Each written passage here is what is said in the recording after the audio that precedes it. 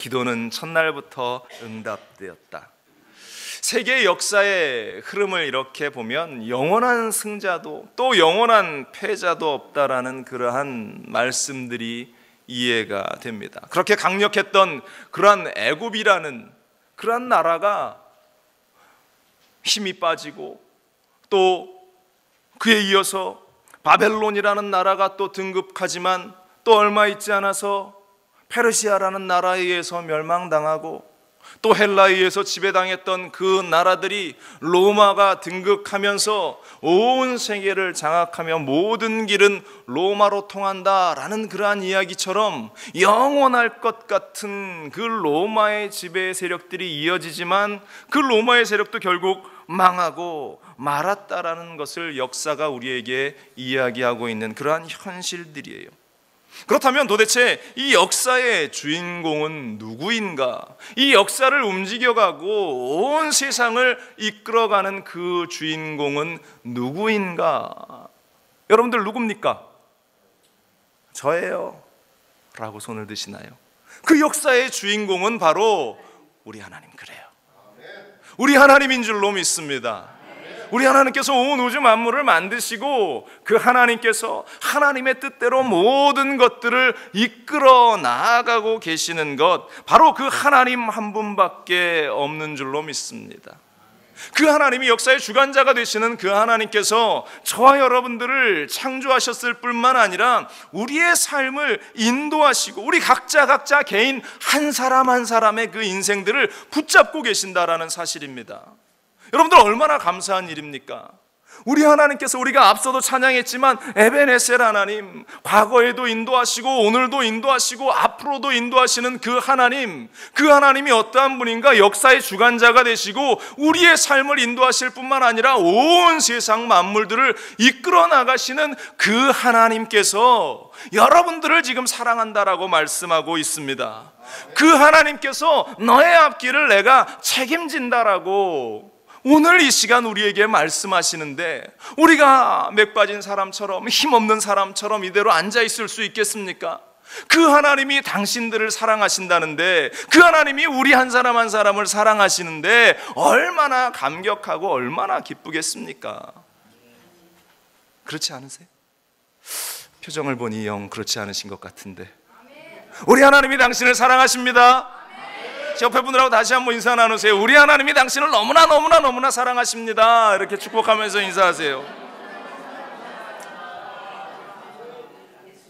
오늘 본문 말씀을 우리가 이렇게 들여다보면요, 그 하나님의 사랑을 우리가 더 느낄 수 있는데요, 다니엘 10장 오늘 본문의 말씀의 배경은 이 페르시아라는 나라가 이스라엘을, 유대를 멸망시킨 이 바벨론을 다시 정복한 후에 왕이었던 그 고레스라는 왕이 통치하고 있을 때의 일입니다.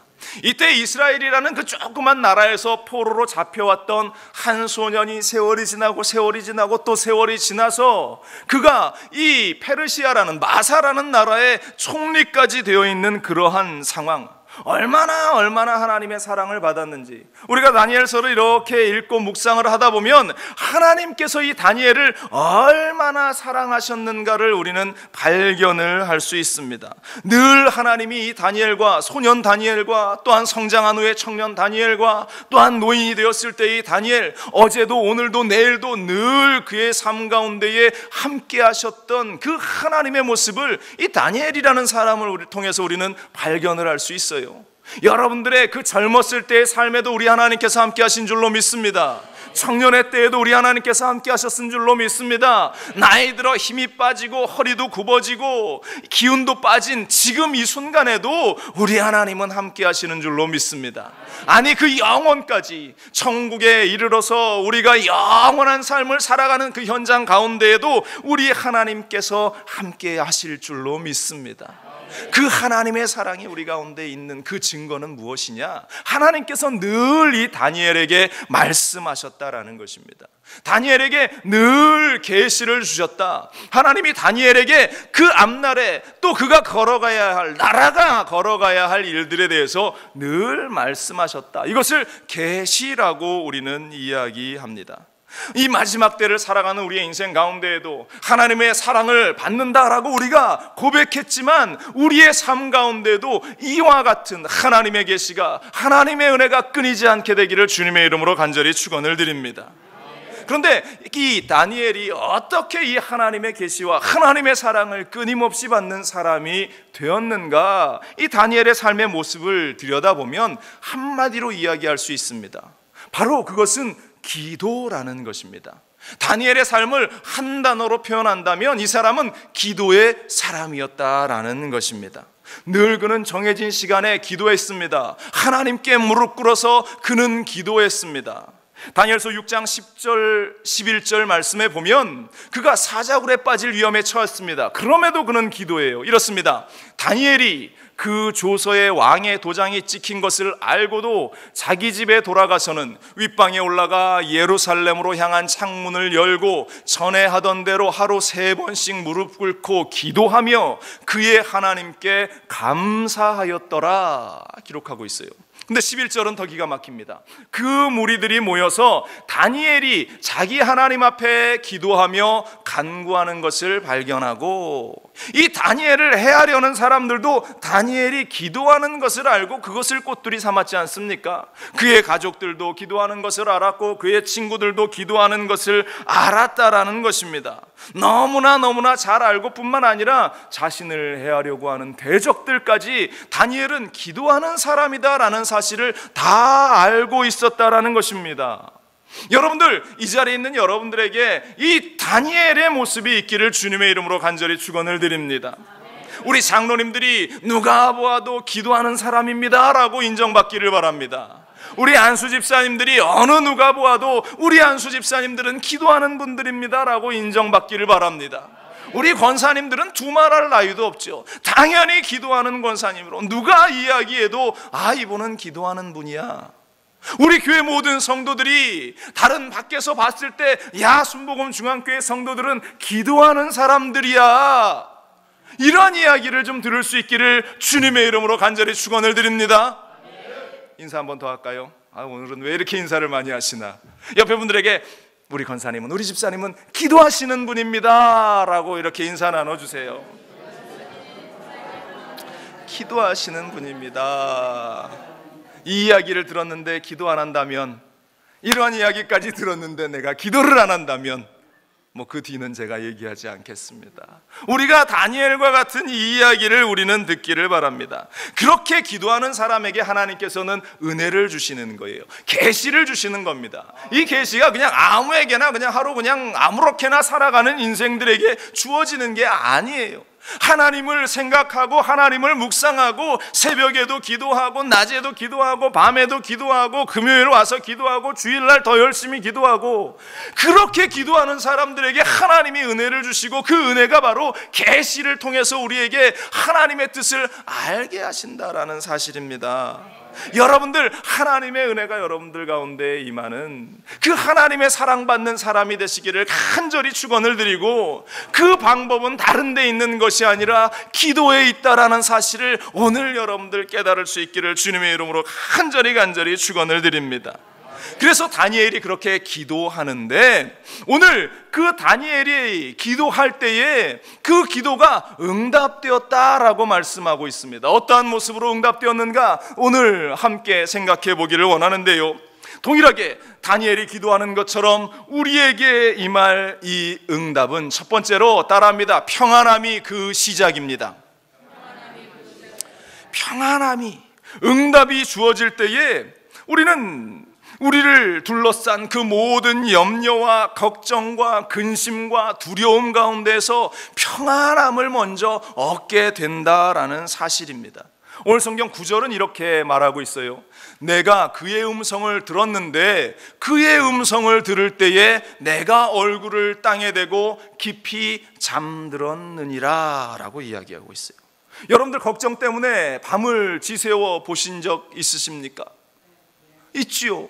걱정과 염려가 내 안에 있으면 밤에 잠이 오지 않습니다. 커피를 마신 것도 아닌데 밤에 잠이 안 와요. 뜬 눈으로 걱정하며 이 일을 어떻게 할까, 이 문제를 어떻게 풀어갈까 걱정하다 보니 나도 모르는 사이에 날이 새어 꼬박 밤을 샜던 그러한 기억들이 여러분들 모두에게 있을 겁니다. 그것이 바로 문제 앞에 있는 우리의 모습이에요. 다윗이란 사람이요, 시편 42편에 보면 그가 그렇게 고통스러워 밤을 지새는 자신의 심정을 이렇게 토로하고 있습니다. 하나님이여, 사슴이 시냇물을 찾기에 갈급함같이 내 영혼이 주를 찾기에 갈급하니이다. 내 영혼이 하나님 곧 살아계시는 하나님을 갈망하나니 내가 어느 때에 나아가서 하나님의 얼굴을 배울까? 사람들이 종일 내게 하는 말이 내 하나님이 어디 있느뇨 하오니 내 눈물이 주야로 내 음식이 되었도다. 지금 이 다윗이라는 사람이 극심한 고통 가운데에 고백하고 있습니다. 이 시편 42편의 이 고백은요, 다윗이 압살롬이라는 자신이 사랑했던 그 아들에게 배신을 당해서 그가 지금 도망자의 신세로 신발도 신지 못하고 옷도 제대로 갖추지 못하고 도망자의 길을 걷고 있을 때에 예루살렘 성을 간신히 빠져나와서 도망치고 있었던 그때에 지어진 시라고 사람들이 추정을 하는데, 이때의 심정이 얼마나 절절했는가. 자신을 사랑했던 그 아들이 배신하는 그 현실 앞에서 또 사람들이 조롱합니다. 아이고 저 다윗 내가 그럴 줄 알았다. 네가 그렇게 잘난 체 하더니 귀엽고 저렇게 아들한테 배신당해서 꼬꾸라지는구나. 그러한 손가락질을 하면서 야야야 네 하나님이 어디 있느냐, 네가 그렇게 찾고 의지했다고 이야기하는 네 하나님이 어디 있느냐라고 손가락질하고 있는 그러한 현장 속에서 다윗이 내 눈물이 주야로 음식이 되었다. 얼마나 고통스러웠으면 그가 그렇게 기도하고 있겠어요. 얼마나 아팠으면 그가 그렇게 고통스러운 기도를 하나님께 드리고 있는지 모릅니다. 그런데요, 만약 시편 이 42편이 이러한 고통스러운 고백으로 끝이 나버렸다면 우리의 삶도 절망적일 겁니다. 어디 하나 성경을 우리가 바라볼 때도 없겠죠. 그런데 이 시편 42편의 다윗의 고백은 소망의 하나님을 찾으며 끝이 납니다. 11절에 내 영혼아 내가 어찌하여 낙심하며 어찌하여 내 속에서 불안해하는가. 너는 하나님께 소망을 두라. 나는 그가 나타나 도우심으로 말미암아 내 하나님을 여전히 찬송하리로다. 나를 도우실 그 하나님, 그가 그 밤에 고통스럽게 기도했지만 나를 도우실 그 하나님이 나에게 평안함을 주시고 나에게 새 소망을 주셔서 내가 그 아침에 돋는 태양과 같이 소망의 하나님을 바라보며 다시 일어섭니다.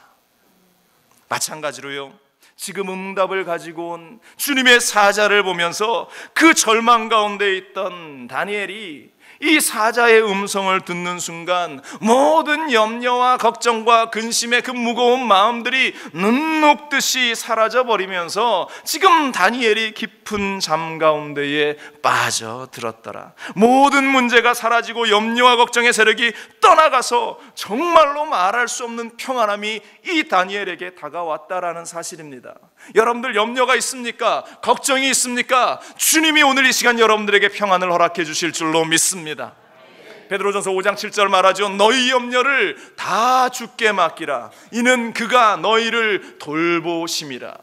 누구에게 맡기라고요? 우리 주 예수 그리스도께 맡기면 주님께서 돌보신다라고 말씀하고 있습니다. 또 요한복음 14장 27절은 말합니다. 평안을 너희에게 끼치노니 곧 나의 평안을 너희에게 주노라. 내가 너희에게 주는 것은 세상이 주는 것과 같지 아니하니라. 너희는 마음에 근심하지도 말고 두려워하지도 말라. 하나님이 주시는 평안함이 오늘 이 자리 여러분들 가운데 있기를 간절히 축원을 드립니다.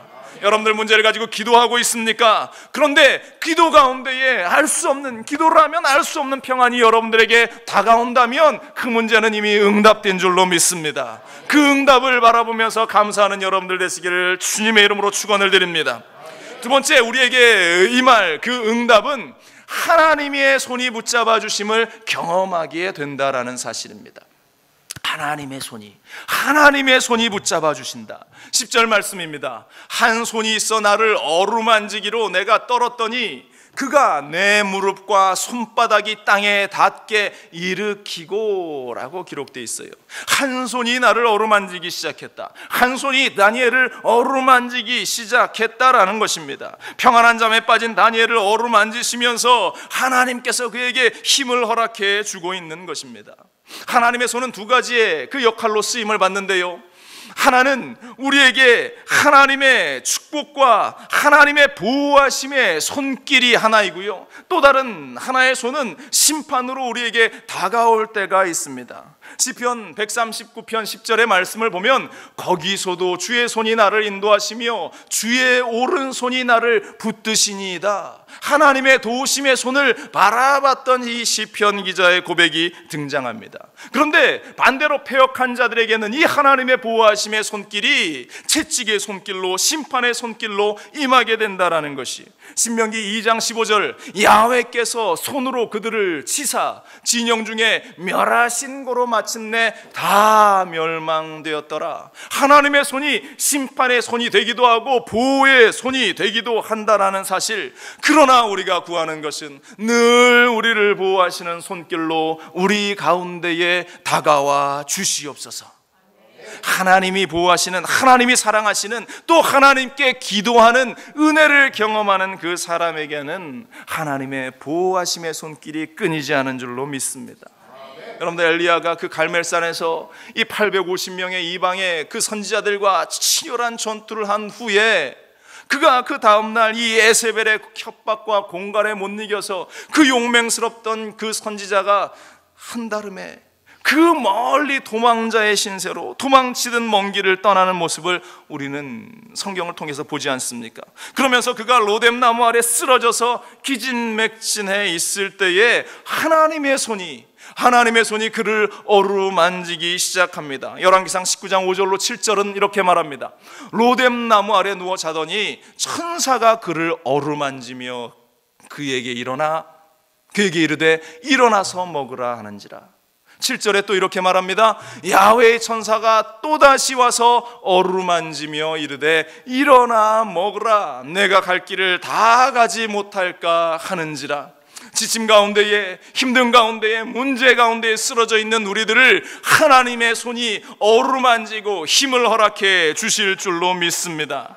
하나님의 손이 이 기도의 사람 다니엘을 붙잡아 주셨습니다. 뿐만 아니라 이 엘리야를 하나님께서 붙잡아 주셨습니다. 또 다니엘의 세 친구 사드락과 메삭과 아벳느고를 하나님께서 붙잡아 주셔서 그 풀무불 가운데에 그들을 건져 주셨습니다. 그 세 친구들의 모습을 보면서요, 이방 왕이었던 그 느부갓네살 왕이 이렇게 고백하고 있습니다. 다니엘 3장 28절에 보면 느부갓네살이 말하여 이르되 사드락과 메삭과 아벳느고의 하나님을 찬송할지로다. 그가 그의 천사를 보내사 자기를 의뢰하고 그들의 몸을 바쳐 왕의 명령을 거역하고 그 하나님밖에 다른 신을 섬기지 아니하며 그에게 절하지 아니한 종들을 구원하셨도다. 이것은 이 느부갓네살 이방 왕이 지금 하나님과 함께하는 사람들의 모습을 보면서 이렇게 고백하고 있습니다. 여러분들, 세상에 나가서 여러분들이 일할 때에, 직장 생활하고 사업을 경영하고 여러분들의 삶의 터전 가운데 있을 때에 믿지 않는 사람들로부터 이러한 이야기를 들을 수 있기를 주님의 이름으로 간절히 축원을 드립니다.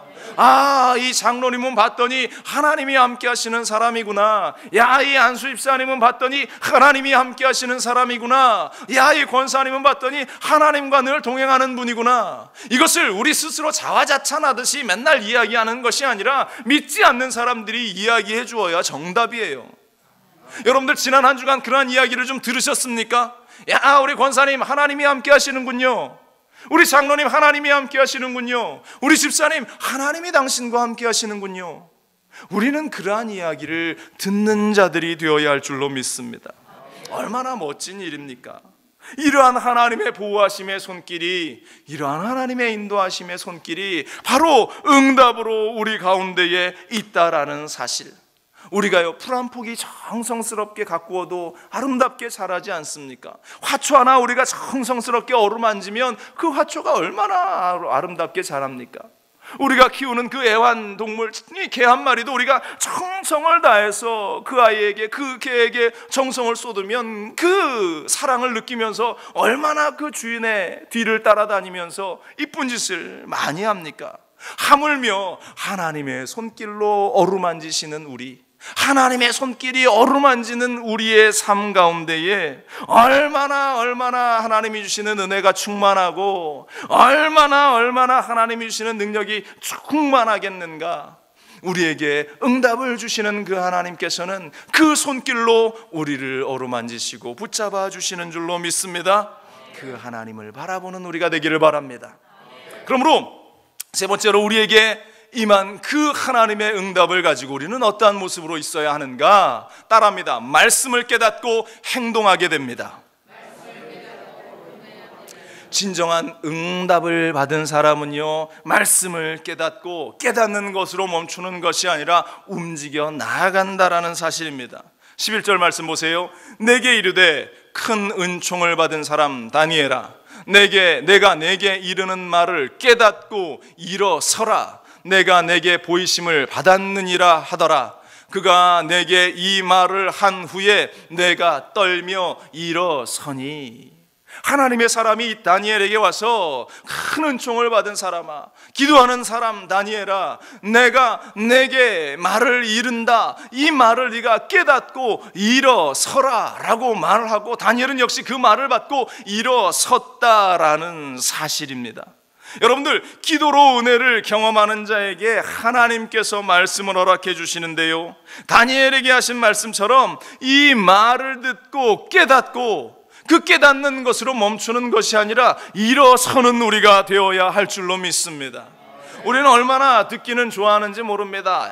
들으면서 고개도 끄덕끄덕하고 맞다 그렇다라고 인정하기도 합니다. 그런데요, 여러분들, 중요한 것이 있습니다. 우리가 고개를 끄덕거리면서 안다라고 하는 것, 그 아는 것과 깨달은 것은 차이가 있어요.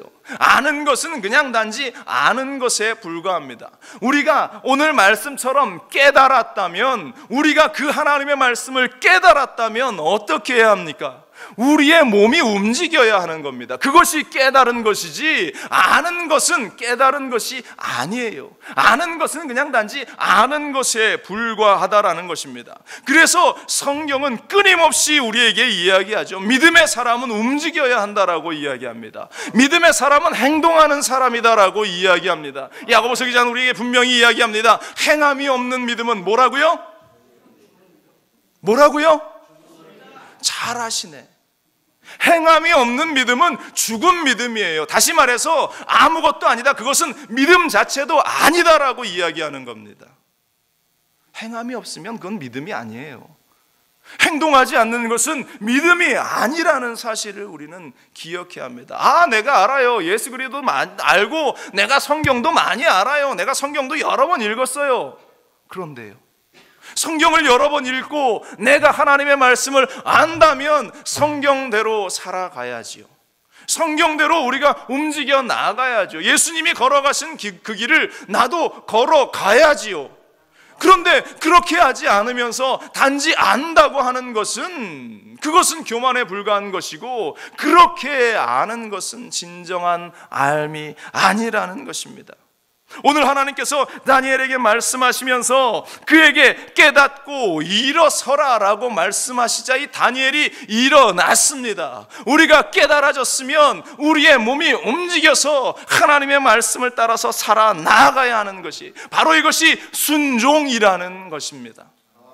지난주 금요일날도 말씀을 나눴는데요, 금요철야 때 오신 분들은 아시겠지만 두 광주리의 비유를 이야기했습니다. 하나의 광주리는 아름다운 좋은 무화과의 열매들이 있고, 한 광주리에는 나쁜 무화과의 열매가 있어서 먹지 못할 것이 담겨져 있었다. 그런데 이 둘 중에 누가 좋은 열매이고 좋은 것인가 라는 것에 대해서 하나님이 말씀하실 때에 예레미야 24장에 하나님께서 그것을 풀어 말씀하시면서 너희가 바벨론에 멸망당하게 될 텐데 있는데 포로로 잡혀가는 그 자들이 좋고 깨끗한 광주리에 담겨있는 그 무화과고, 이스라엘 땅 그 땅 가운데 남겨질 자들은 썩은 열매고 먹지 못할 열매다라고 이야기하셨어요. 보통의 우리 상식으로는 야, 나라를 지키기 위해서 그렇게 끝까지 남겨있는 자들이 좋은 열매지, 그렇게 열심히 있는 사람이 좋은 열매지 라고 생각합니다. 그런데 하나님은 아니라고 이야기하십니다. 이 바벨론의 포로로 잡혀가는 자들을 하나님께서 보호하시고 그들로 하여금 다시 새롭게 다듬어서 이스라엘 나라를 회복할 그 하나님의 사람으로 사용하시겠다라고 말씀하시면서, 그러기 때문에 너희는 지금 바로 바벨론으로 포로로 잡혀가는 그 현장 속에서 순종하라고 말씀하셨는데, 남아있던 자들은 끝까지 순종하지 않았다라는 것입니다. 결론적으로 이 두 광주리의 비유에서 이 선한 열매가 되는 것은 하나님께 순종을 하느냐 순종하지 않느냐라는 그러한 차이가 있습니다. 남아있고 잡혀갔고의 문제가 아닙니다. 하나님께 순종했느냐 순종하지 않았느냐의 문제라는 사실이에요. 여러분들, 내 생각대로 이해되지 않더라도, 내 뜻과 내 이성과는 도무지 맞아떨어지 않더라도 여러분들 하나님의 말씀이라면 순종할 수 있게 되기를 주님의 이름으로 간절히 축원을 드립니다. 하나님은 무엇보다 우리에게 강조하시는 것이, 중요하게 여기시는 것이 순종이라는 것입니다. 그래서 순종하는 자에게 이러한 하나님의 은혜를 주신다. 예레미야 24장 5절로 7절은 말합니다. 이스라엘의 하나님 야훼께서 이와 같이 말씀하시니라. 내가 이곳에서 옮겨 갈대아인의 땅에 이르게 한 유다 포로를 이 좋은 무화과 같이 잘 돌볼 것이라. 내가 그들을 돌아보아 좋게 하여 다시 이 땅으로 인도하여 세우고 헐지 아니하며 심고 뽑지 아니하겠고, 내가 야훼인 줄 아는 그 마음을 그들에게 주어서 그들이 전심으로 내게 돌아오게 하리니 그들은 내 백성이 되겠고 나는 그들의 하나님이 되리라. 아멘. 우리 하나님께서 그렇게 하나님의 사람을 지키시겠다. 누구에게? 기도하며 순종하는 그 사람에게. 그렇기 때문에 우리는 말씀을 듣고 말씀 가운데 깨달음이 있고 도전이 있다면 행동하는 것, 바로 그것이 기도하는 자의 모습, 진실로 기도하며 응답받은 자의 모습이라는 사실을 우리는 잊지 말아야 할 줄로 믿습니다. 말씀은 들었어요. 마음에 찔림이 있고 막 결단에 대한 촉구함이 마음 가운데에 일어나는데 아직도 머뭇머뭇 주저하고 있습니까? 응답이 주어졌는데 아직도 갈팡질팡 갈등하고 있습니까? 일어서는 여러분들 되시기를 주님의 이름으로 간절히 축원을 드립니다. 하나님 앞에 나와 예배하라는 하나님의 그 말씀들이 여러분들 가운데 있으면 나와서 예배하는 거예요. 기독교는 생명의 종교입니다. 생명이 있어야 자라나는 것입니다. 하나님은 기도하는 우리에게 우리가 감당할 만한 그러한 시험도 주시지만 하나님께서는 응답도 우리가 감당할 만한 것들만 주시는 거예요. 내가 자라서 그것을 받을 만한 그릇이 되지 않으면 내 응답도 작은 것밖에 주어지지 않습니다. 그래서 자라나라고 이야기하는 거예요. 믿음이 자라고 성장되어야 한다라고 이야기하는 것입니다. 에베소서 4장 13절 말하여 우리가 다 하나님의 아들을 믿는 것과 아는 일에 하나가 되어 온전한 사람을 이루어 그리스도의 장성한 분량이 충만한 데까지 이르리니. 자라고 성장하고 우리가 커질 때에 하나님의 응답도 커지고 하나님의 응답도 크게 우리에게 다가오는 것입니다. 그래서 행동하라고, 일어서라고 하나님이 말씀하고 있는 것이에요. 여러분들, 일어나 강한 하나님의 사람이 될 수 있기를 주님의 이름으로 축원을 드립니다. 승리의 깃발을 휘날리는 주님의 백성들이 되기를 간절히 축원을 드립니다. 바로 이것이 하나님의 응답이에요. 하나님의 응답이 그 감당할 만한 기도의 사람에게 주어질 때에 기적이 일어나는 겁니다. 병자가 치료되는 기적도 그때에 일어나는 겁니다. 문제가 해결되는 그러한 기도의 응답도 그때에 일어나게 되는 것입니다. 쓰러져가는 사람의 회복도 그 순간 일어나게 되는 겁니다. 교회의 부흥도 그때에 일어나게 되는 거예요. 기도하는 여러분들이 함께 이 자리를 지켜나가며 기도할 때에 하나님께서 그 순간 우리에게 허락해 주시는 겁니다.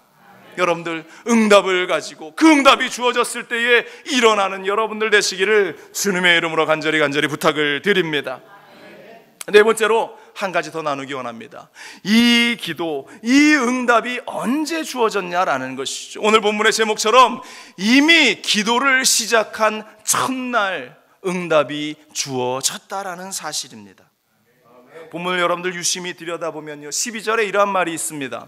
그가 내게 이르되 다니엘아 두려워하지 말라. 내가 깨달으려 하여 내 하나님 앞에 스스로 겸비하게 하기로 결심하던 첫날부터 내 말이 응답받았으므로 내가 너로 말미암아 왔느니라 말씀하고 있어요. 언제 응답이?